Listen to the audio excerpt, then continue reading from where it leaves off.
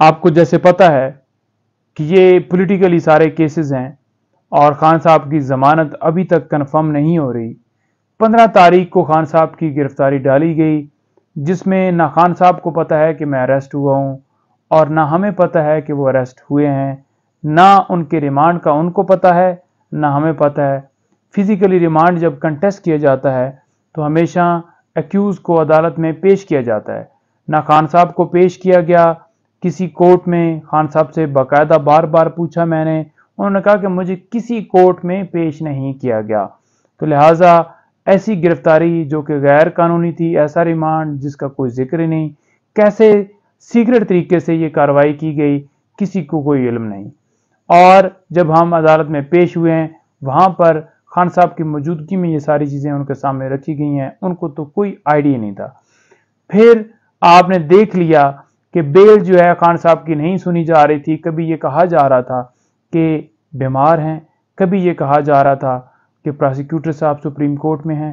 یہ بہانے بنائے گئے اور مسلسل ڈیلے کرنے کے باوجود خان صاحب کی ضمانت جو ہے بغیر کسی ریزنز کے خارج کر دی گئی۔ اور اس کے اندر جب ہم نے آرڈر دیکھا، آرڈر کے اندر واضح طور پر کسی جگہ کے اوپر یہ نہیں لکھا تھا کہ خان صاحب کا یہ قصور ہے، یہ قصوروار پائے گئے ہیں، یہ ویڈیو ہے چوری کے حوالے سے کہ سائفر چوری ہو گیا، یا یہ آڈیو ہے کہ خان صاحب جو ہے وہ اس سے ثابت ہوتا ہے کہ خان صاحب کے اوپر جرم جو ہے وہ ثابت ہوتا پایا ہے، یا کوئی ایسی چیز جو کہ ایسے شواہد پیش کیے گئے ہوں جو کہ یہ ثابت کر سکیں، یا ایسی ایویڈنس پیش کی گئی ہو جو کہ یہ ثابت کر سکے کہ خان صاحب نے واقعی اسے سیاسی مقاصد کے لیے استعمال کیا گیا۔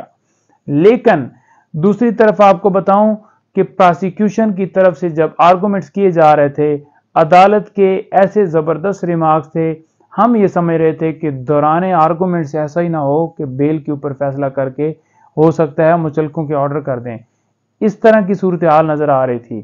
لیکن جب فیصلہ آیا تو بالکل برعکس تھا۔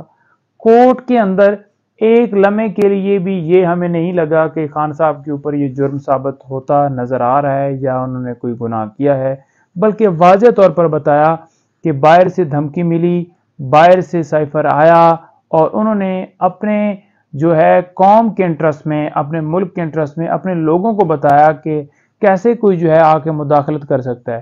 کوئی ایسا مواد، کوئی ایسے کوڈز کسی دوسرے ملک کے ساتھ نہیں شیئر کیے جس سے ملکی سلامتی کے اوپر خطرہ ہو۔